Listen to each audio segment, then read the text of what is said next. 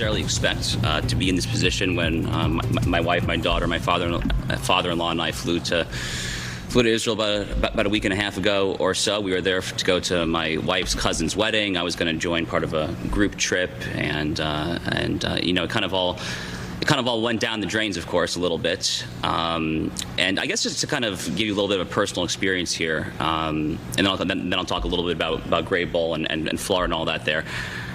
So we were staying in the center, in the broader Tel Aviv area when the IDF operation in Iran started last Thursday evening. And, you know, I kind of, as a political commentator, as an analyst, I kind of have done a lot of kind of Monday morning quarterbacking. Did I get it right? Should I have foreseen this coming? President Trump had given this 60-day deadline on negotiations. You know, they say to take President Trump seriously, not literally. In this case, perhaps literally might have been the better course of action, because day 61 is when the bombs started dropping. In any event, there we decided to spend a few days basically trying to wait it out there, and by wait it out, I think that you basically have to understand the following, which is you're essentially living on pins and needles for the sirens to go off, and then you have 90 seconds to 2 minutes to basically take, you know, in our case, our 6-month-old baby, just run to the bomb shelter.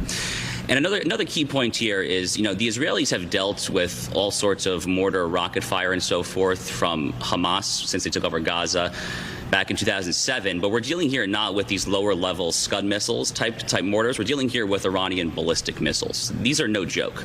So the turning point for me personally, as a father first and foremost, was last Sunday evening into Monday morning, where there was a neighboring town in the Israeli center called Petah Tikva, where there were at least 2 individuals tragically who died while they were in the bomb shelter. So the bomb shelter did not protect them because the ballistic missile was a direct hit.